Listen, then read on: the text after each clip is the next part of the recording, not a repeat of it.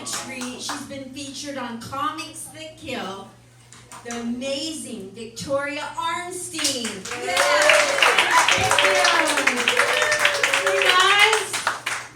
Guys, have a seat, please. Standing ovation is too much. Oh my God.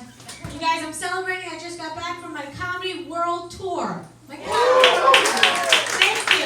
Oh my God, it's so much fun. I don't know if anybody's ever gone on a world tour, but you know, I told jokes in all the different countries all around Epcot Center. I love it. But people in New York are starting to notice me now. I mean, I'm New York famous, not anywhere else. But some woman just came up to my right to my face. She goes, "Oh my God, I know you're hilarious." I said, "Thank you. This fame thing is starting." She goes, "Yeah, I saw you telling off that manager at Walgreens." But I was hilarious, right? That's all that mattered. I know, I look like every bitch who's ever asked to speak to a manager. But in my defense, I've never ever asked anyone.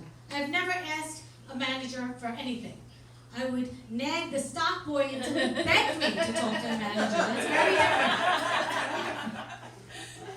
So they say, do what you love and you never have to work a day in your life. So I got married and I do my husband. It's accurate, it's accurate. So actually I'm celebrating 24-year wedding anniversary. Oh, what a special anniversary. My husband took me to the supermarket. And it wasn't just any supermarket, it was Whole Foods. I'm crushing it, okay? Thank you so much. Yes, people ask me, what is the secret to your long marriage? The secret is that I actively listen to my husband. It's very different from just listening. Ladies, listen up. The other day, we were casually laying around in bed, and out of nowhere, he says to me, "I want an adventure. I want to go hiking all over the world. I love the element of surprise and the adrenaline rush." So I pushed him off the bed. I handled everything. It was free, and we didn't have to leave the house. Best wife ever.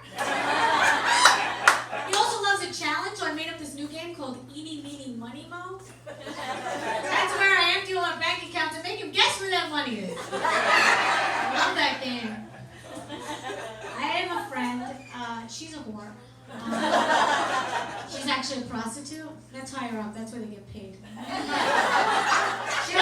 She doesn't call herself a prostitute, but every man takes her for dinner, and then they pay for dinner, and then they have sex. That's a prostitute, right? I'm not even putting her down. I'm actually really jealous because I'm married and I only have one client, my husband. My business is slow. Oh man, so feminists are fucking shit up for me. My husband's starting to think we're equal now. I'm so much more superior than he is. Like lately he's been asking me to do this thing called work. You mean a day job? You know, I do stand-up for 10 minutes a night, right? He goes, that doesn't do anything. I said, oh, really? I asked you what I was good at. He said I was great at complaining, and I don't shut the fuck up. I think I nailed it. I said, do you really feel like that? He goes, yeah, I feel like every day all I do is work for you. I said, oh, my God, honey, you're right. You do work for me. We don't have a prenup. Wrap it up. Break time's over. Don't talk to the boss this long. Oh my God. You know, listen, ladies, feminism is dead. It is a little bit dead. Come on. We had a good run. You can't even get our own sports. But guess what, ladies? You didn't give up your vote. You're an American, so you don't have to worry about it. You control that chick from the back end. You know what you do? Who had a better time in life? The CEO of Coca-Cola or his wife? Take notes, guys. Take notes. A millennial came up to me and she goes, don't you want to work and make your own money? No, I want my husband to work and make my own money. Yes.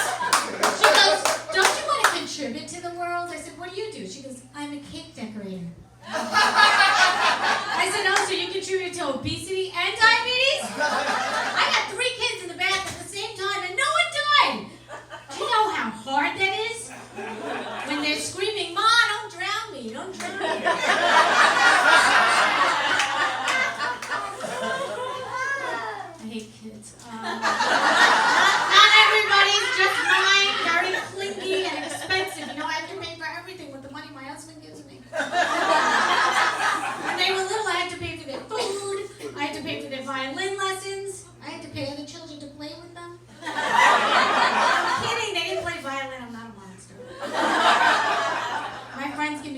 hard time because I give my kids an eating disorder, you know, to save money. It's a good tip. Not the kind of eating disorder where they throw up their food. I'm a Jewish mother. I would never do that. That's a waste of food and money.